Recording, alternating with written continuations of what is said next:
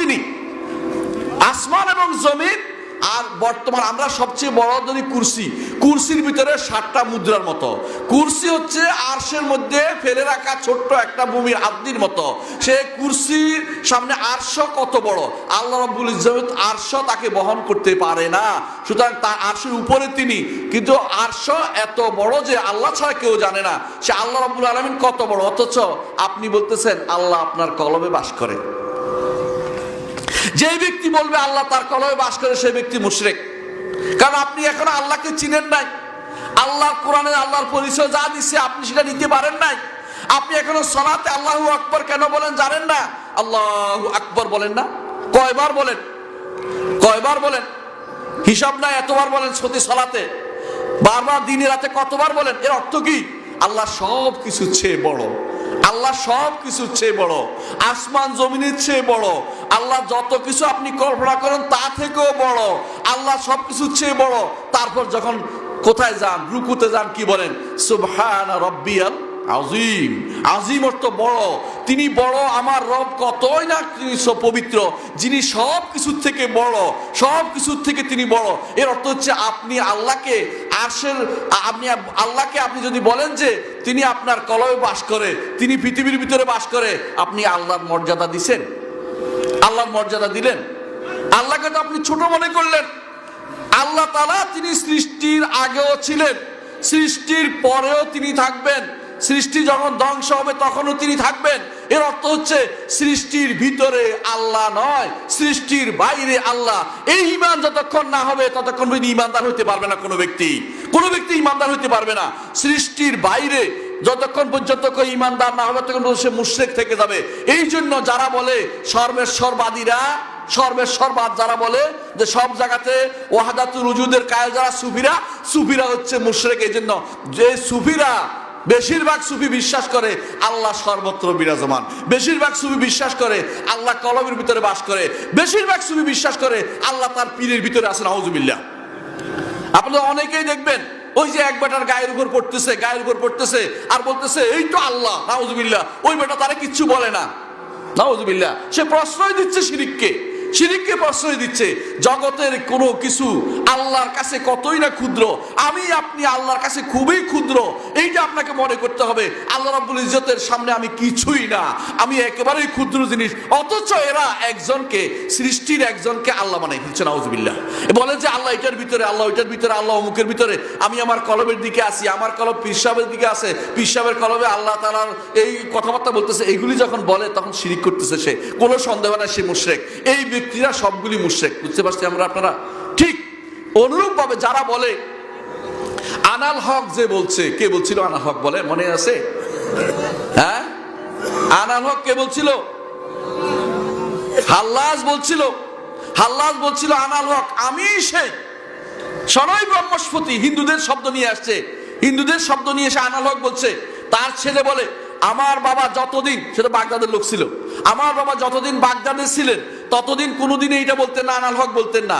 আমার বাবা ভারতবর্ষে 4 বছর থাকে এসেই শুরু করলেন আমি সেই, আমি আনাল হক, আনাল হক আমি আল্লাহ, নাউজুবিল্লাহ। অথচ এর পক্ষে কথা বলার মতো হুজুরের অভাব নাই। বাংলাদেশে এর পক্ষে কথা বলতেছে, কেউ কেউ বলে কি কথা বানাইছে, মিথ্যা কথা বানাইছে। বাগদাদের সমস্ত আলেম ওলামা একত্র হয়ে এই হাল্লাজের মৃত্যুদণ্ডের কথা ঘোষণা করেছেন। কেন? হাল্লাজ মুশরিক, কারণ সে দাবি করেছে সেই আল্লাহ, নাউজুবিল্লাহ। অথচ আমাদের দেশের হুজুর নামের কলঙ্কগুলো বলে কি, হ্যাঁ কি বলে শুনছেন না? ঘটনা কি বলে? একদিন আয়সা দেখলো, খলিফা আয়সা দেখছে যে জেলের ভিতরে পানি, আরেকদিন আয়সা দেখে যে জেলের ভিতরে কিছু নাই, আরেকদিন আয়সা দেখে যে জেলের ভিতরে মনসুর আছে। তো জিজ্ঞাসা করছে কিরে কালকে তো পানি দেখছি, কালকে তো আমি ওখানে চলে গেছিলাম, উনি আসছিলেন কালকে, তো আর এর আগের দিন আমি চলে গেছিলাম, আর আজকে আমি আলাদা হয়ে গেছি। মানে কত বড় শয়তান আপনি চিন্তা করে দেখছেন। শিরিক কাকে বলে? হুজুর যদি মানুষকে শিরিক শিক্ষা দেয়, তাহলে এই হুজুরদের কত বড় খারাপ যে আপনি চিন্তা করে দেখেন। এইগুলি হচ্ছে সুফিবাদের ভণ্ডামি। এরা সুফিবাদ দিয়ে সারা দুনিয়া চালু করে দিচ্ছে, শিরিক দিয়ে সারা দুনিয়া ভরে দিতে চায়। এরা মুশরিক, এরা শিরিক। যদিও তারা হুজুর জামা গায়ে দেয়, এরা শিরিক করছে, শিরিক করছে। যারা মনে করবে আল্লাহ তাআলার ভিতরে, আল্লাহ তাআলা কোন সৃষ্টির ভিতরে প্রবেশ করতে পারেন, তারা মুশরিক, কোনো সন্দেহ নাই। কারণ স্রষ্টা এবং সৃষ্টি আলাদা, এটা বিশ্বাস করতে হবে। হাসরের দিন আল্লাহ তাআলা কোরআনে কারীমে, রাসূলুল্লাহ সাল্লাল্লাহু আলাইহি ওয়াসাল্লাম তার হাদিসে বলেছেন, হাসরের দিন আল্লাহ তাআলা সমস্ত সৃষ্টিকে এক আঙ্গুলের উপর রাখবেন, তারপর তিনি নাড়াতে থাকবেন, নাড়াতে বলে আঙ্গুলের গুলির উপর রাখবেন। সৃষ্টি তার পাহাড় পর্বত রাখবে এক আঙ্গুলে, মানুষ এক আঙ্গুলে, সৃষ্টিগুলো অন্যগুলো আঙ্গুলে রাখে। আল্লাহ তাআলা তখন বলবেন, আমি রাজা, দুনিয়ার রাজারা কোথায়? কোনো উত্তর পাবেন না। কোরআনে কারীমে আল্লাহ তাআলা বলছেন, লিমানিল মুলকুল ইয়াউম লিল্লাহিল ওয়াহিদিল কাহার। সেদিন তিনি বলবেন, আজকের দিনে রাজত্ব কার? সেদিন কেউ উত্তর দিবে না। আল্লাহ তাআলা তখন বলবেন যে একমাত্র রাজত্ব কার? আল্লাহ নিজেই উত্তর দিবেন, লিল্লাহিল ওয়াহিদিল কাহার। কেউ উত্তর দিয়ে সাহস করবে না। দুনিয়ার বুকে যারা আজ এগুলি করে বেড়াচ্ছে, তারা কিন্তু শিরিক করছে। বুঝতে পারছেন? আরেক গোষ্ঠী আছে সুফিদের মধ্যে, তারা কি করে? তারা ওরস করে। ওরস চিনেন তো? ওরস অর্থ কি বুঝেন কিনা? আরবিতে ওরস অর্থ হচ্ছে দুলা। বুঝছেন নি? দুলার অনুষ্ঠান। দুলা বুঝেন? দুলা বুঝেন তো? বিয়ে শাদী আছে না? আরিস বলা হয় পুরুষকে, আরুসা বলা হয় নারীকে, আর অনুষ্ঠানটার নাম হচ্ছে ওরস। বুঝছেন তো? বিয়ে শাদীর অনুষ্ঠানের নাম ওরস। এরা মনে করে এই লোক যে মারা গেছে, সে আল্লাহর সাথে বিয়ে হয়েছে। আউযুবিল্লাহ। চিন্তা করে দেখেন, ওরস পালন যারা করে, তারা কত বড় নিকৃষ্ট শিরকের মধ্যে লিপ্ত রয়েছে। আপনি কি বুঝতে পারছেন কথাটা? এদের মধ্যে আরেক দল বলে বেসাল শরীফ। বেসাল শরীফ, বেসাল বুঝেন কিনা? বেসাল হচ্ছে মিলন। ওই যে আমাদের কুষ্টিয়ার একজনে গায়, মিলন হবে কতদিনে, গান গায় না? বুঝছেন কিনা? ওই মিলন তারা চায়, স্বামী স্ত্রীর মিলনের মতো আল্লাহর সাথে তারা মিলে গেছে মনে করে। আউযুবিল্লাহ। এই জন্য তারা বেসাল শরীফ পালন করে। শিরকের আখড়া আপনি কত দেখাবো আপনাকে, শিরক কত জায়গায় যে আছে তার হিসাব নাই। আর একটা তারা মনে করে খুশরোজ শরীফ। খুশরোজ আনন্দের দিন তারা পালন করে। কি জন্য? যে আল্লাহর সাথে তার সাক্ষাৎ হয়েছে, তিনি এখন ফানা ফিল্লা হইয়া বাকা বিল্লা হয়েছে। এই ব্যক্তি, যে ব্যক্তি মন বিশ্বাস করে, সেই ব্যক্তি মুশরিক, কোনো সন্দেহ নাই। ফানা ফিল্লা বুঝেন কিনা? আল্লাহতে তিনি লীন হয়ে গেছেন। এটা হিন্দু ধর্মের একটা পরিভাষা। এটা হিন্দু ধর্মের পরিভাষা, বৌদ্ধদের পরিভাষা। এটাকে তারা বলে নির্বাণ তন্ত্র। নির্বাপিত হয়েছে, নিভে গেছে। এদের এটা আরেক নাম হচ্ছে মোক্ষ লাভ। মোক্ষ লাভ বলে যেই ব্যক্তি মনে করবে যে মানুষ বা অমুক ওলি আল্লাহর কাছে গিয়ে মিলে গেছে, সে ব্যক্তি কাফের, সে ব্যক্তি মুশরিক। কারণ স্রষ্টা এবং সৃষ্টি আলাদা। আবার আরো অতিরিক্ত মনে করে তারা বাকা বিল্লাহ, কয় যে বাকা বিল্লাহ এখন আল্লাহর সাথে তিনি মরে না, মরার পরে আল্লাহর উপরে এখন তার কি হচ্ছে, আরো অবশিষ্ট রয়ে গেছে। এখন তিনি আরো বেশি ক্ষমতার অধিকারী হয়েছেন। এখন তিনি ছেলে আরো বেশি দিতে পারবেন। আগে যদি এক ছেলে দিতে, এখন তো 100টা দিতে পারবেন। নাউযুবিল্লাহ। এরকম বিশ্বাস তাদের রয়েছে। এর অর্থ হচ্ছে এরা শিরকের মধ্যে আকণ্ঠ নিমজ্জিত হয়ে আছে। বাকা বিল্লাহ যারা বলবে, আল্লাহ অর্থ কি? তারা হিন্দুদের একটা টার্ম আছে, এইটার নাম হচ্ছে, একটা হচ্ছে মোক্ষ লাভ বলে, একটা হচ্ছে নির্বাণ লাভ, একটা হচ্ছে মোক্ষ লাভ বলে। অর্থাৎ এখন তারা মোক্ষ লাভ করেছে, সেখান থেকে সব জগৎ নিয়ন্ত্রণ করতেছে, দেখতেছে। তারা যারা মনে করে জগতের যা কিছু হয় পীর সাহেব ইচ্ছা করলে দেখতে পারে, পীর সাহেব ইচ্ছা করলে শুনতে পারে, এই জন্য তারা সকাল বিকাল পীর সাহেবের ডাকে, পীর সাহেবের জিকির করে। ইয়া গাউসুল আজম যে ব্যক্তি বলবে, সেই ব্যক্তি মুশরিক ছাড়া আর কিছু নয়, অবশ্যই মুশরিক। গাউস শব্দ কি বলেন তো? উদ্ধারকারী। গাউস শব্দ কি? উদ্ধারকারী। উদ্ধার কে করে? আল্লাহ ছাড়া কেউ উদ্ধার করতে পারে? আল্লাহ ছাড়া কেউ কাউকে উদ্ধার করতে পারে না। দুনিয়ার বুকে সামনাসামনি উপস্থিত হলে উদ্ধার করতে পারে। আপনি গর্তে পড়ে গেছেন, আপনি বলতেন ও ভাই আমার উঠাও, এটা বলতে পারবেন। উপস্থিত কেউ মরা তার ক্ষমতার ভিতরে থাকলে, কিন্তু ক্ষমতার ভিতরে নাই, অনুপস্থিত, মরা, কেউ কাউকে উদ্ধার করতে পারে না। অথচ তাদের নিকট অনেক গাউস রয়েছে। যারা গাউস আছে মনে করে তারা মুশরিক। আল্লাহ ব্যতীত কোনো গাউস নেই। এরা কি মনে করে? পৃথিবীর 4 কোণায় 4 জন কুতুব আছে। বুঝছেন কিনা? 4 জন কুতুব আছে, এর অধীনে আরো অনেক কুতুব আছে। আপনাদের এই শহরের নাম কি? রাজশাহী শহর। রাজশাহীতে একজন শহর কুতুব আছে, শহর কুতুবে রাজশাহী নিয়ন্ত্রণ করতেছে। শহর কুতুব গরম হলে রাজশাহীতে মানুষ গরম হয়ে যায়, শহর কুতুব নরম হলে রাজশাহীর মানুষ নরম হয়ে যায়। এটা তারা বিশ্বাস করে, বিশ্বাস করেন এটা তারা বিশ্বাস করে। জিজ্ঞাসা করে, আমি নিজে এক পিসাব থেকে শুনছি, তিনি বলতেছে একদিন উনি বলতেছে বাজারে গেলাম, যায় দেখে যে বাজারে মাছ মুলাইতে গেছি, বেটা গরম হয়ে গেছে, মুলাবেন না চলে যান। তখন বুঝলাম যে শহর কুতুব গরম হয়ে গেছে, পিসাব বলতেছে। আরেকদিন মুলামুলি করতে করতে শেষ পর্যন্ত গেছি, আমার কোনো ধমক টমক দেয় নাই, বুঝছি যে শহর কুতুব আজকাল নরম আছে। আউযুবিল্লাহ। ওদের নিকট জগৎ নিয়ন্ত্রণ করার জন্য স্পেশাল কিছু বাহিনী আছে, ওই বাহিনী জগৎ নিয়ন্ত্রণ করতেছে। এদের নাম দিছে আওতাদ বলে এদেরকে, আওতাদ। এদেরকে আবার বলে নোকাবা, এদেরকে আবার বলে নুজাবা। দেখবেন যে এরা যখনই দোয়া করে হুজুর এগুলি, তখন হাত তুলে দোয়া করে, আল্লাহ যা পড়েছি তার সব গাউস কুতুব, তারপরে গাউস কুতুব, এরপরে আরো যেগুলি আছে ওকাবা ওতাবা এগুলি দিয়ে দাও। আর আমি আমল করলাম, ওটা কেন দিতে হবে? এগুলি কেউ নাই কিন্তু আসলে মানে ফালতু জিনিস। পৃথিবীতে কোনো গাউস বলতে কিছু নাই, এগুলি হচ্ছে তাদের ধারণা করা একটা জগৎ। এটা হিন্দুদের থেকে নিছে।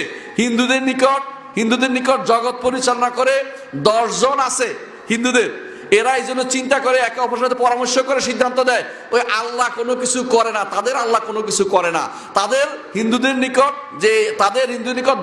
10 জন আছে, এই 10 জনের চিন্তা করে জগতের সিদ্ধান্ত দেয়। এদের থেকে মুসলিমরা এখন পর্যন্ত মুসলিম হইতে পারে নাই। নিয়ে নিছে কি যে ওলি আল্লাহ এখনো, এরা সিদ্ধান্ত যেটা দেয় সেটাই জগতে হয়। শোনেন নাই কয়দিন আগে একজন ওয়াজ করছে কিরকম, অমুক হুজুরে তিনি রাতের বেলা কোথায় চলে যান, তার খাদেম সাহেব খুঁজে পাচ্ছে না। দেখছেন না, শুনেন নাই? এরপরে একদিন দেখলেন যে কিরে কই যায় হুজুরে, হুজুরও ধরতে গেছে, হুজুর হাঁটতে গেছে, পিছন থেকে হুজুর চলে যাচ্ছে ওদিকে, দ্রুত হাঁটতে গেছে, আটকে গেছে। পরে হুজুর আপনি তো চলে গেলেন, আমি তো দেখি নাই। বলছে আফ্রিকার জঙ্গলে আমাদের বৈঠক হয়েছিল। জানো আর মিথ্যা কথা বলছে, আফ্রিকার জঙ্গলও কিছু নাই। ও জঙ্গলে যায় কেন? আফ্রিকার জঙ্গলে যাবে কেন? মানুষদের হেদায়েতের জন্য কাজ করবে হুজুর। সে আফ্রিকার জঙ্গলে ওই কুতুবের মিটিং করতে গেছিল। এগুলি হচ্ছে জানোয়ার এবং সবচেয়ে নিকৃষ্টতম মুশরিক। এই শিরিককারীগুলি মনে করবেন জগৎ মনে করতেছে তাদের খেলার সামগ্রী মনে করতেছে। এই হুজুর এইগুলি থেকে সাবধান থাকবেন আপনারা। আল্লাহর ওয়াস্তে এদের কোনো কথা শুনবেন না। এরা শিরিক করে বলে আছে, এরা মুশরিক, এরা জেনে শুনে শিরিক করতেছে।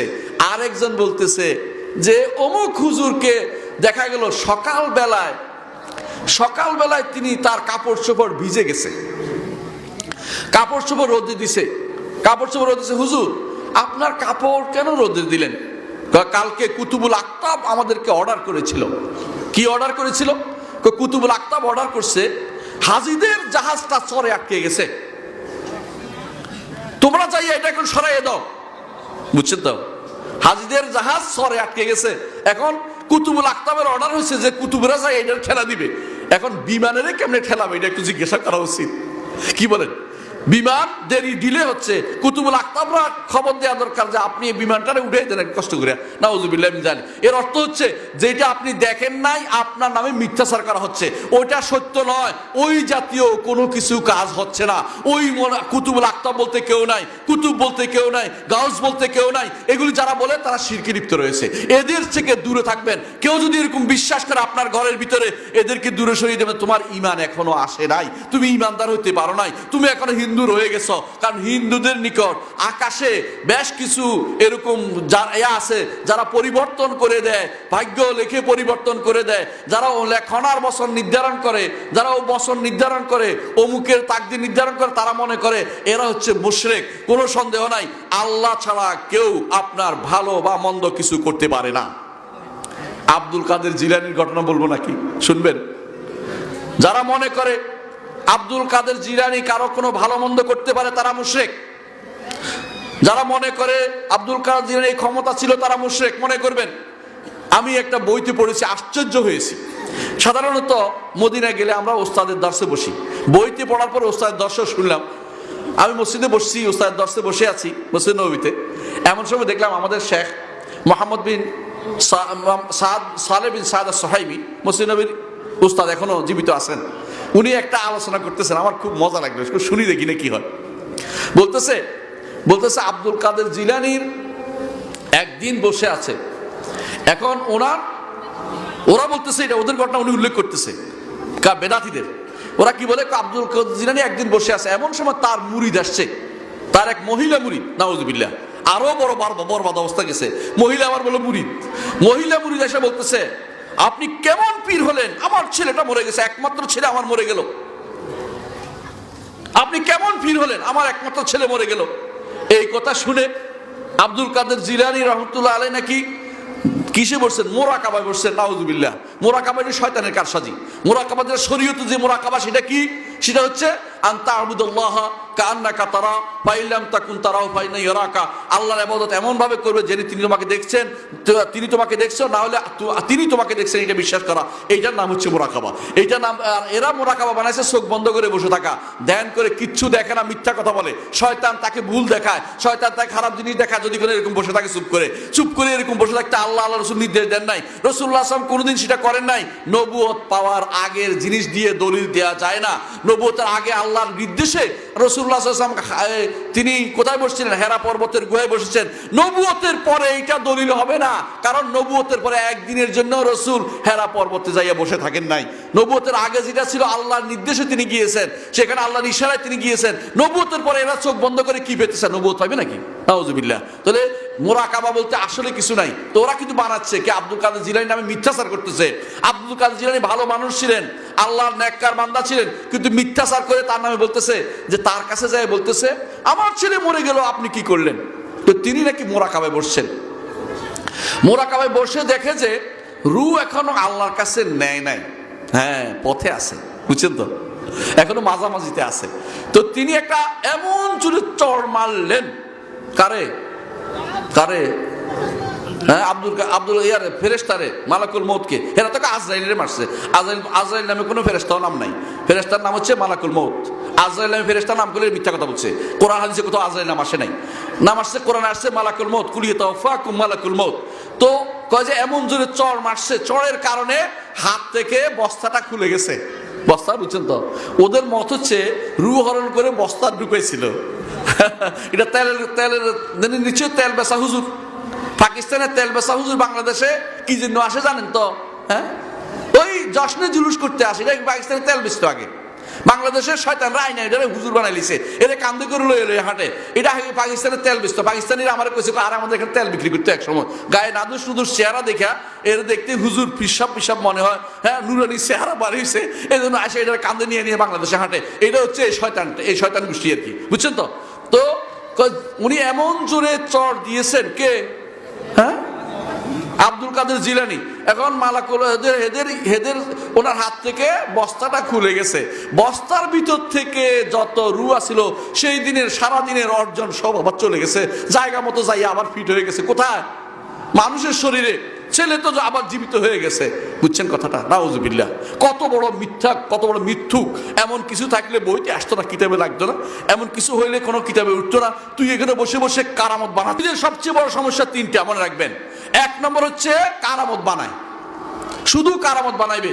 এখন আর কারামত বানাইতে পারে না। আগে বলতো কি অমুকখানে এটা দেখছে, অমুকখানে এটা হয়েছে। এখন এরকম কারামত বানাইলে তো কয় যে কই কেউ তো বললো না, আপনি কোথেকে বলছেন?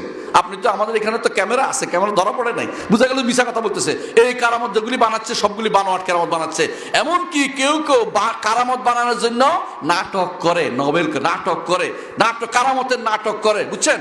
আগের রাত্রিতে হয়তো কোথাও দেখবেন যে মাছ লুকিয়ে রাখছে মাটির নিচে, পরের দিন এসে কবে যে এইখানে মাছ আছে, উঠো, মাছ পাইছে। কারণ রাতের বেলা যে মাছ লুকাইছে দিনের বেলা সেটা দেখাই গেছে, বুঝছেন তো। এই জন্য চালাকি করে অনেকে এটা করে। এটা স্পষ্ট প্রমাণ পাওয়া গেছে, যারা ওখান থেকে ফিরে আসছে তারা বলছে যে এটা করে। তারা রাতের বেলা 2 নম্বরই করে, রাতে করে দিনের বেলা কারামত প্রকাশ করতে পারে, সাধারণ মানুষকে বোকা বানাইতে পারে। এই সুফিরা সবচেয়ে বড় যে কাজটা করে এটা হচ্ছে 1 নম্বর কাজ হলো কারামত বানায়। 2 নম্বর কাজ সুফিরা সেটা হচ্ছে তারা জিকির বানায়, বুঝছেন। অর্থাৎ আল্লাহ এবং তার রসুল যে জিকির দিয়েছে এটা তাদের সন্তোষ লাগে না, ভালো লাগে না। এদেরকে আল্লাহ আল্লাহ জিকির করতে হবে, ইল্লাল্লাহ ইল্লাল্লাহ জিকির করতে হবে, লাফ দিয়ে পড়তে হবে, লাফাইয়ে পড়তে হবে, এদেরকে চিৎকার করতে হবে, এরম করতে হবে, ওরম করতে হবে, নাচতে হবে। এই না হলে তাদের কাছে জিকির হয় না, কারণ তারা জিকির বানায়। অথচ আল্লাহ তার রসুল আমাদের জন্য যথেষ্ট জিকির দিয়েছেন। আল্লাহ আমাদের জন্য কোরআনে জিকির দিয়েছেন, রসুল তার হাদিসে আমাদের জন্য জিকির দিয়েছেন। জিকিরের মধ্যে শ্রেষ্ঠ জিকির হচ্ছে সুবহানাল্লাহ, আলহামদুলিল্লাহ, লা ইলাহা ইল্লাল্লাহ, আল্লাহু আকবার, লা হাওলা ওয়ালা কুওয়াতা ইল্লা বিল্লাহ, রাসূলের উপর দরুদ যেগুলো শিখাইতে সেগুলো, কিন্তু এদের কাছে মন ভরে না, নতুন কোন জিকির বানাতে চায় এবং নতুন বেদাত তৈরি করতে চায়। কিরকম? জিকির এতবার হতে হবে, জিকির করার জন্য পদ্ধতি আবিষ্কার করে। কিরকম আবিষ্কার করে? লা ইলাহা ইল্লাল্লাহ, মানে এমন ভাবে আপনি ধাক্কা দিতে হবে, ধাক্কার ছুটে আপনার যেন কি হয়ে যায়, হ্যাঁ বাকিটা কইলাম না, পেশাব জোরে টোরে গেল, কিছু করার নেই, আর বাকিটা অনেক মারাত্মক কাজ হয়ে যায়। এগুলি হচ্ছে শয়তানের কারসাজি। রাসূলুল্লাহ সাল্লাল্লাহু আলাইহি ওয়াসাল্লাম তা শিক্ষা দেননি। যে জিনিস রাসূল শিক্ষা দেননি কিয়ামত পর্যন্ত দিন হবে, দিন হতে পারে না। যে জিনিস আমার নবী শিক্ষা দেননি কিয়ামত পর্যন্ত এটা কোনো কাজে লাগবে না। যে জিনিস আমার নবী করেননি এটা কোনোদিন কাজে লাগবে না, এটা জান্নাতে যাওয়ার পথ হইতে পারে না। 2 নম্বর, তাহলে কি করে? জিকির বানায়। 1 নম্বর হচ্ছে কারামত বানায়, 2 নম্বর জিকির বানায়, 3 নম্বর হচ্ছে উদ্ভট আকীদা দাবি করে, আকীদা বিশ্বাসের বিভ্রান্তি দাবি করে। এরা এমন আকীদা দিবে আপনাকে, আপনি জীবনেও শোনেন নাই। এমন করবে কি, অমুক হুজুরে বলছে তিনি আমার কাছে গ্রহণযোগ্য, আমার দাদাজানকে দেখছে তিনি পানির উপরে নামাজ পড়তেছে। কে পানির নামাজ পড়ে কেন? ডাঙ্গার অভাব আছে? পানির মধ্যে নামাজ পড়ে কি জন্য? কিও পানির মধ্যে নামাজ পড়ে কি জন্য? ও ডাঙ্গার কি অভাব আছে? এই শুধু শয়তানের কারসাজি, আর কিছুই না। কারণ যদি এরকম হইতো, রাসূল একদিন হলেও কইতো যে এই সাহাবীরা তোমরা থাকো, আমি নামাজ পড়ি না, পানির মধ্যে নামাজ পড়ে আসি, বলতে পারতেন না? রাসূলুল্লাহ সাল্লাল্লাহু আলাইহি ওয়াসাল্লাম এটা বলতেন না? কেন বললেন এই ছাড়ো দামো, আমি হাওয়াতে একটু নামাজ পড়ে আসি, বলতে পারতেন না? কেন বলেন নাই? কারণ এগুলো শয়তানি কারসাজি করছে এরা। রাসূল এটা কোনোদিন চান নাই। এরা বানাইছে পানিতে নামাজ পড়া আর বাতাসে উড়ে আসা, এগুলি কোনোদিনই কোনো ভালো মানুষের কাজ হইতে পারে না। এগুলি হচ্ছে শয়তানদের কারসাজি। কোনোদিন ওলি আল্লাহ এটা করেন নাই। ওলে বানায়ে মিথ্যা আকীদা বানায়, এরা হচ্ছে সুফিদের কাজ। সুফিরা এই সমস্ত কাজ যারা করছে এরা সবাই শিরকে লিপ্ত রয়েছে। মনে রাখবেন, আপনাকে শিরকে আর কিভাবে লিপ্ত হয় সুফিরা শোনেন। যে ব্যক্তি ইবাদত বানাইছে, এ জিকির বানাইছে, সে তো রাসূলের ভূমিকায় চলে গেছে। কারণ জিকির কে দিবে? রাসূল আল্লাহর পক্ষ থেকে জানিয়ে দিবেন। এখন সে যে বানাইছে এইটা কি করবেন? এরা আরেকটা কাজ করে, বেদাত বানায়। বেদাত বানায় কারা? সুফিরা বেদাত বানায়। আপনি দেখবেন ওদের কাছে যত দিবস, নতুন নতুন দিবস আবিষ্কার হয়। কি দিবস? হ্যাঁ, সবে বরাত, সবে মেরাজ, সবে ঈদের রাত, হ্যাঁ সবে ঈদ, সবে কত, সবের শেষ নাই, অমুক রাত তমুক রাত অমুক রাত, এমনকি শেষ পর্যন্ত এখন শিয়াদের থেকে কিছু ধার করে লইছে, এটা নাম দিছে গাদিরে, সবে গাদিরে খুম। গাদিরে খুমের ইবাদত নিচ্ছে এখন। গাদিরে খুম কিটা? শিয়ারা মনে করে যে গাদির একটা জিনিস আছে, গাদির অর্থাৎ শিয়ারা মনে করে একটা জায়গা আছে, গাদির অর্থ হলো পুকুর। রাসূলুল্লাহ সাল্লাল্লাহু আলাইহি ওয়াসাল্লাম তিনি যখন মক্কা থেকে যাচ্ছিলেন, যাওয়ার সময় তিনি আলীকে ডেকে বললেন গাদিরের কাছে, একটা পুকুরের কাছে, সেখানে বলছেন যে আলী তুমি কি চাও না এরকম এরকম, আমি তোমার আলীর সাথে একটু মর্যাদা বর্ণনা করছেন। এইটাকে তারা উদ্বোধন করে এখন। কারণ বেশিরভাগ, মনে রাখবেন, শতকরা 90% সুফি হচ্ছে, দেখবেন যে তাদের সর্বশেষ কার কাছে যায় মিশে? আলীর সাথে মিশবে। কোনোদিনই ওমরের সাথে মিশে না তাদের এই সমস্ত কর্মকাণ্ড। সুফিবাদ কোনোদিনই সাহাবায়ে কেরামের মধ্যে ছিল না, তাবেঈদের মধ্যে ছিল না, ইমামদের কাছে ছিল না। সুফিবাদ শুরু হয়েছে ইমামদের পরে, দ্বিতীয় হিজরি শতকের একদম শেষাংশে বসরা থেকে শুরু হয়েছে। বসরাকে বলা হতো ফারজুল হিন্দ, হিন্দুস্তানের রাস্তা। কারণ হিন্দুস্তানের বড় বড় ওই সাধকগুলি, বড় বড় ভিক্ষুগুলো, বড় বড় এই সমস্ত হিন্দু এগুলো, এরা ওখানে যাইতো, যাইয়া বিভিন্ন রকমের ভেলকি দেখাইতো। এইটা দেখে কিছু মানুষ ওদের দ্বারা আক্রান্ত হয়ে, ওদের দ্বারা আবিষ্ট হয়ে ওরা সে তার অনুসরণ করছে। সেই থেকে সুফিবাদ সেখানে চালু হয়েছে। রাসূলের যুগে এই সমস্ত জিনিস ছিল না, এই সমস্ত জিনিস সেখানে কোনোদিনই ছিল না। তো যেটা বলছিলাম যে কি করে তারা, হ্যাঁ বলছিলাম যে যেটা, যে এই যে সুফিবাদ যেটা শুরু হয়েছে এটা কিন্তু রাসূলের যুগেও ছিল না, আবু বকরের যুগে ছিল, ওমরের যুগে ছিল না। এরা কি করে সম্পৃক্ত করে কার দিকে? আলী রাদিয়াল্লাহু আনহুর দিকে। কেন জানেন? কারণ সুফিবাদ হচ্ছে শিয়াবাদের অপর পিঠ। শিয়াবাদের অপর পিঠ। দেখবেন যে সুফিরা সবচেয়ে বেশি তারা পালন করতে ইচ্ছা করে কোনটা? তারা সবচেয়ে বেশি পালন করে মুহররম মাস। সবচেয়ে বেশি কান্নাকাটি করে তারা কারবালার ঘটনা নিয়ে। ওয়াজ করতে পারলে ঘন্টার পর ঘন্টা কারবালা দিয়ে ওয়াজ করে। আরে কারবালায় যিনি মারা গেছেন তার বাপও তো শহীদ হয়েছে না? তার বাপ শহীদ হয়েছে না? আলী রাদিয়াল্লাহু আনহু শহীদ ছিলেন না? সেটার ঘটনায় কিন্তু কারবালা নিয়ে কান্নাকাটি করতেছেন। আর আর ওমর রাদিয়াল্লাহু আনহু শহীদ হয়েছে না, ওসমান রাদিয়াল্লাহু শহীদ হয়েছেন না, ওইগুলির কোনো আলোচনা তাদের কাছে নাই। আর আল্লাহ তাআলার ইচ্ছা যে ওমর রাদিয়াল্লাহু আনহুকে তিনি হেফাজত করবেন, এই জন্য ওমর রাদিয়াল্লাহু আনহুর দিকে তিনি শিয়ারা কোনোদিন বা সুফিরা কোনোদিন নিজেদের সম্পৃক্ত করে না। কারণ ওমর রাদিয়াল্লাহু আনহু থেকে শয়তান বহু দূরে যায়। কার কথা এটা? আল্লাহ রসুলের কথা, বুঝছেন তো? তখন রাসূলুল্লাহ সাল্লাল্লাহু আলাইহি ওয়াসাল্লাম একদিন বলছেন, ওমর, শয়তান তুমি যে রাস্তায় চলো এই রাস্তায় শয়তান কোনোদিন চলে না, আরেক রাস্তায় চলে। মরার পরেও শয়তান তার কারসাজি দিয়ে সুফিবাদকে উমরের দিকে নিসবত করতে পারে নাই। কোন দিকে নিসবত করছে? আলীর দিকে নিসবত করে দিছে, বুঝলেন তো? আলী রাদিয়াল্লাহু আনহু তো এই বৈশিষ্ট্য দেয় নাই, সুতরাং এই দিকে নিসবত করছে। আলী রাদিয়াল্লাহু আনহু তা থেকে সম্পূর্ণ মুক্ত। এটা মিথ্যাচার করা হচ্ছে তার উপরে। তিনি কোনোদিন গোপন কোনো কিছু শিখাই দেন নাই।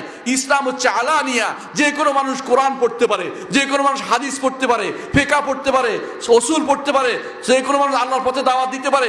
গোপন কোনো কিছু ইসলামে নাই। যারা গোপন কিছু সাব্যস্ত করবে তারা হচ্ছে ইসলামের মধ্যে, তারা হচ্ছে সবচেয়ে নিকৃষ্টতম মানুষ। এরা কি করে? মনে করে যে গোপনে গোপনে গোপনে গোপনে গেছে, কি গোপনে গোপনে কোনো কিছু হয় নাই। এরা শিয়াদের কর্মকাণ্ড মূলত পরিচালনা করে, শিয়ারা এটা করে। আর শিয়ারা কিন্তু ওমরকে এখনো ভয় পায়। কেমনে ভয় পায় জানেন? আমরা মসজিদ নবীতে সারাক্ষণ বসে থাকি, দেখি শিয়ারা কি করে। মসজিদ নবীর একটা দরজা আছে বাবে ওমর, বাবে ওমর। তো বাবে ওমর দিয়ে কোনো শিয়া ঢুকে না, কোনোদিন জোর করে তারা ঢুকাতে পারবেন না। তা আমার ওস্তাদে বলে, আল্লাহ তিবতা ইয়া ওমর হাইয়ান ওয়া মাইয়িতান, হে ওমর, জীবিত মৃত সর্ব অবস্থায় আল্লাহ তোমাকে ভালো করছেন। তোমার দরজা দিয়ে জীবিত অবস্থায় তোমার কাছ দিয়ে শয়তান হাঁটে নাই, মরার পরেও শিয়া শয়তানগুলি তোমার দরজা দিয়ে হাঁটে না। বুঝছেন তো কথাটা? মানে এই দরজা দিয়ে ঢুকে না কেন? কিন্তু ওমরের দরজা দিয়ে ঢুকবে না তারা। তো বুঝতে পারছেন, ওমর রাদিয়াল্লাহু আনহু যা করছে তার বিরুদ্ধে তারা করে। ঠিক এই গোষ্ঠীগুলো ওমর রাদিয়াল্লাহু আনহু কঠিনভাবে নিষেধ করেছেন যে কোনো ব্যক্তির চিহ্ন নিয়ে যেন টানাটানি না করে। এই জন্য তিনি গাছ কেটে ফেলছেন। তিনি মক্কা থেকে মদিনা একবার যাচ্ছে, মদিনা থেকে মক্কা যাচ্ছিলেন, দেখেন যে কিছু মানুষ গাছের নিচে যায়, একটা গাছের নিচে যায়। তো তিনি বলে, এই গাছটা কিসের গাছ রে, কিসের গাছ? তারা বলে রসুল এখানে বসছিলেন। তাই নাকি? আচ্ছা, তোমাদের দেখাচ্ছি মজা। তারপর তিনি কি বললেন? যে এই যাও, গাছটাকে গোড়াসহ উল্টে ফেলে নিয়ে দাও। এখন নিয়ে গেছেন, আশেপাশে আরো অনেক গাছ লাগাই দিয়েছেন। এখন আর গাছের জায়গা চিনা যায় না, কারণ মরুভূমির গাছ তো আবার চিনবে কোত্থেকে। তারপর তিনি বললেন, সাবধান, তোমাদের পূর্বপুরুষরা এই কারণে ধ্বংস হয়ে গেছে, তাদের নেতাদের অমুকের স্মৃতিচিহ্ন দেখার জন্য পাগল হয়ে গেছেন। উনি কি করেছেন? গাছটা শুদ্ধ উঠাই দিচ্ছেন, কারণ তিনি জানেন যে এখানে শিরকের কি হবে, শিরকের সূত্রপাত হবে। আজ সেটাই হচ্ছে। বায়েজিদ বুস্তামি কোথায় ছিলেন বলেন তো? বুস্তাম নগরী। সেই বুস্তাম নগরী কোথায়? ইরানের পাশে সেখানে, অথবা মিশরের কাছে, আমি জানি না সেখানে। কিন্তু বাংলাদেশে বায়েজিদ বুস্তামি কেমনে আসলো আমাকে বলেন? চিটাগাঙ্গে বায়েজিদ বুস্তামি মাজার হয়ে গেছে, বুঝছেন তো? আমি বিশ্বাস করি আপনি এখানে উঠান ভালো করে উঠান, ওখানে কিচ্ছু পাবেন না, হয়তো কলা গাছ পাবেন একটা। আর কলা গাছও বেশি দিন থাকে না, পচে যায়, হয়তো কিছুই কলা গাছও পান নাই। কয়দিন আগে একখানে উঠে দেখছে যে কলা গাছ কিছু নাই। এর অর্থ হচ্ছে এরা বসে বসে শয়তানি বানায়, বুঝে আসছে? ওমর রাদিয়াল্লাহু আনহু এটাকে অস্বীকার করেছে যে কোনোদিন তিনি সহ্য করেন নাই। এরকম কোনো কিছু দেখলে, বেদাত দেখলে, শিরকের আখড়া দেখলে তিনি সেটাকে উঠে ফেলে দিতেন। ওমর রাদিয়াল্লাহু আনহুর সময় একটা ঘটনা বলতে মনে থাকবে আপনাদের। ওমর রাদিয়াল্লাহু আনহুর সময় তিনি যখন ইরাক জয় করলেন, তখন সেখান থেকে আবু সাদ ইবনে আবি ওয়াক্কাস রাদিয়াল্লাহু আনহু ঘোষণা করলেন যে ওমর খলিফাতুল মুসলিমিন, এখানে একটা কবর পাওয়া গেছে। এই কবর উপরে, কবর কোথায়? উপরে, বুঝছেন নি? মাটির উপরে রয়ে গেছে, মাটির ভিতরে দেয় নাই, তারা রেখে দিছে। আরে কি বলে? কেন বলে? এটার নাম হচ্ছে, যে ব্যক্তি মারা গেছে ওর নাম হচ্ছে দানিয়াল। বনি ইসরাইলের একজন ছিল, নবী ছিল, বলে দানিয়াল। তাই নাকি? এখন যেন ড্যানিয়েল লেখে ইংরেজিতে খ্রিস্টানরা, দানিয়াল। তো বলে ড্যানিয়াল, আচ্ছা তো কি হয়েছে? তারা এটা নিয়ে ফেতনা তৈরি করে। সুবহানাল্লাহ। কি ফেতনা? বলে বৃষ্টি না হলে এটা নিয়ে খুলে দিলে বৃষ্টি হয়। সত্যি হয়। আপনি বাংলাদেশে হলে কি করতে জানেন? সব মানুষ এবার ইবাদত করা শুরু করে দিত, একেবারে নির্ঘাত ইবাদত করতো। প্রমাণ হচ্ছে, আমি আমার ঝিনাইদহের একটা ঘটনা বলি। আমাদের ঝিনাইদহে এক বেটা পানির কল বসাইছে, বুঝছেন? প্রয়োজনে পানির কল বসাইছে, পানির কল আছে না, চাপ কল বসাইছে। চাপ কলের পানি খাইয়া নাকি এক বেটা ভালো হয়ে গেছে, তার শরীর ভালো হয়ে গেছে। এই কথা বিকাল বেলা রাষ্ট্র হয়েছে, সকালবেলা 10,000 মহিলা উপস্থিত হয়ে গেছে কলস নিয়া, এখান থেকে পানি নিবে। এখন পানি তো কত আর আসবে, পানি নিতে নিতে পানি বন্ধ হয়ে গেছে, এখন মাটি সহ আশেপাশের মাটি সহ লয়ে গেছে মানুষ। বুঝছেন কি ঘটনা? মানুষের কাছে একটা ধারণা হচ্ছে উপকার পাইলেই নিতে হবে। না, উপকার পাইলেই নিতে হবে না। কারণ আল্লাহ তাআলা কখনো কখনো পরীক্ষামূলক ভাবে বান্দাকে দেখান যে উপকার দিচ্ছি, দেখো ইমান যার শক্তিশালী সেই ব্যক্তি ইমানে টিকে থাকবে, যার ইমান দুর্বল সে ব্যক্তি মুশরিক হয়ে যাবে। যেই ব্যক্তি এরকম কলসে কলসে পানি নিয়ে আসছে ভালো হওয়ার জন্য, ইমান আছে। ওখানে গিয়ে মাটি নিয়ে আসছে, মাটি তার গলা লাগাবে বা কিছুতে লাগাবে, গলায় লাগাবে, সে ব্যক্তি ইমান আছে? নাই। বুঝতে পারছেন তো? কারণ সে ভালো মন্দ কার কাছে চাচ্ছে? আল্লাহ ছাড়া অন্য কারো কাছে চাচ্ছে। আল্লাহ ছাড়া অন্য কারো কাছে ভালো মন্দ চাওয়ার তো সে মুশরিক হয়ে গেছে। বাংলাদেশের প্রত্যেকটি এলাকায় যেখানে যেখানে এরকম শিখের আখড়া আছে, একটা দুইটা নয় ভাই। আমি গাজীপুরের একটা ঘটনা বলি। গাজীপুরে একটা পুকুর আছে, সেই পুকুরে টাকা ফেলতে হয়। টাকা ফেলে এখনো চাইলে আপনি দেখবেন টাকা ফেলতেছে, দিনটা 24 ঘন্টা মানুষ আসতেছে। কেন? টাকা যদি ফেলে, এটা যদি কোনো ডুবে যায় তো তার সিদ্ধি হবে, মানে কাজে লাগবে। টাকা যদি ভেসে যায় তারটা কাজটা হবে না, আরো ভালো টাকা দিতে হবে। এইটা যে হবে না এটা না, আরো বেশি টাকা দিতে হবে। তো বেশি টাকা তো ডুববে এক সময়। তো কি করে এরা? এটা সিরিয়াল করছে, শয়তান আছে, করে আবার চলে যাবেন, করে আবার চলে যাবেন। টাকাটা কই যায়? টাকাটা কই যায়? ওই যে যারা ব্যবস্থা করছে ওরা উঠাইয়ে নিয়ে পরের দিন সেটা কাজে লাগায়। ওই যে আরেকটা আছে পাগলার মাজার, পাগলার মসজিদ, পাগলা মসজিদ আছে একটা। কোথায়? পাগলা মসজিদ নেত্রকোনা না জিনিয়াতে আছে, পাগলা মসজিদ একটা আছে। সেখানে কি করে জানেন? ওখানে কোনো পাগলার নামে মসজিদ হয়েছে, 4 কোটি 5 কোটি টাকা উঠে প্রতি মাসে, 4 কোটি 5 কোটি টাকা প্রতি মাসে উঠে। ওরা কারে খুশি করার জন্য টাকাটা দিছে? যারা একটা টাকা দিছে ওখানে তার ইমান আছে? ইমান নাই। বুঝতে পারছেন আপনি কথাটা? তাহলে বোঝা গেল ইমান নষ্ট করার জন্য আমাদের সমাজে হাতিয়ারের অভাব নাই। এর মধ্যে যারা এই নষ্ট করছে বেশিরভাগ হচ্ছে কারা? সুফিরা। সুফিরা মানুষের ইমান নিয়ে সিনেমিনে খেলতেছে। সুফিবাদ হচ্ছে মানুষের ইমানকে ধ্বংস করার একটি পয়তারা। আল্লাহ এবং তার রাসূল কোনোদিন সুফিবাদ দেন নাই। সুফিবাদ আমাদের ইসলামের কোনো অংশ নয়। কোরআনে কারিমে এই শব্দ এটা নাই, হাদিসে শব্দ এটা নাই, ইমামরা এটা ব্যবহার করেন নাই। এর অর্থ হচ্ছে এটা মানুষে বানিয়ে তৈরি করে দিয়েছে। এটা হিন্দু ধর্ম থেকে গেছে, এটা খ্রিস্টান ধর্ম থেকে আসছে, এটা ইহুদি ধর্ম থেকে আসছে। বিভিন্ন ধর্ম থেকে একসাথ করে তারা একটা বানাইছে, ককটেল বানাইছে। আর আপনি এই ককটেল ভাইয়া মহা খুশি। সুতরাং কোনদিন সুফিবাদে নিজেকে সম্পৃক্ত করা যাবে না। সুফিদের থেকে দূরে থাকতে হবে। সুফিরা আপনার ঈমান নিয়ে যাবে, সুফিবাদ আপনাকে ক্ষতিগ্রস্ত করবে। কবরে যদি কোনো 10টা টাকা দেন, ঈমান থাকবে? থাকবে না। কবরের কাছে কিছু আশা করলে ঈমান থাকবে না। আমাদের এই যে নির্বাচন আসতেছে, কত বক্তা যে কোথায় যাবে? হ্যাঁ, কোন মাজার জানেন তো? হ্যাঁ, শাহজালালের মাজার যাবে, সিলেট মাজারে যাবে, নামও লয় না, তিনার মাজারে। আমি একদিন টিভিতে একজনের সাক্ষাৎকার শুনছিলাম। তো সাক্ষাৎকারে বলতেছে আমি তিনার জন্য তিনার বলতেছে। তিনারটাকে আমি তো এখন পর্যন্ত নামই শুনলাম না। তো উপস্থাপক বলতেছে আপনি তো শাহজালালের কথা বলতেছেন, নাম নিবেন না। নাম নিলে কয়টা জানি লোম পড়ে যায় শরীর থেকে। বুঝছেন তো? তিনার বলতেছে, নামও নিতে রাজি নাই। মানে কি কমু আর, দুঃখ কোথায় রাখি। এখন যারা যাচ্ছে নির্বাচনে পাশ করার জন্য, ঠিকই ওখানে যাবে। আচ্ছা, যে পাশ করে সেও তো যায়, যে ফেল করে সেও কিন্তু যায়। এরা কিন্তু ওইটা মনে করে না, মনে করে তিনার কারণে সে পাশ করে গেছে। নাউজুবিল্লাহ। যে ব্যক্তি মনে করবে ওখানে গেলে সে পাশ করবে, তার ঈমান আছে? নাই। যে ব্যক্তি মনে করে ওখানে গেলে তার সন্তান পাবে, ঈমান আছে? নাই। যে ব্যক্তি মনে করে ওখানে কিছু দেওয়া যাবে, তার ঈমান কি আছে? নাই। কেউ আশা করলে কবরওয়ালার কাছে কোনো ঈমান থাকবে না। কবরওয়ালা কাউকে কিছু দিতে পারে না, কবরওয়ালা কিছু দিতে পারে না। কবরওয়ালা মহা বিপদে আছে। কবরওয়ালার জন্য কিছু আমাদের পাঠাইতে হয়। আমরা কি পাঠাই? দোয়া পাঠাই। মাঝে মধ্যে কি করি? খাবার টাবার গরিবদেরকে দিয়ে দোয়া করতে বলি। মাঝে মধ্যে কি বলি? ভাই দয়া করে আমার বাপের জন্য একটু দোয়া করেন, বলি না? মাঝে মধ্যে তার জন্য কেউ হজ করে বা উমরা করে বাপের জন্য, এটার জন্য সে ওসিলা পায়। কবরওয়ালা আপনাকে কিছু দিতে পারবে না।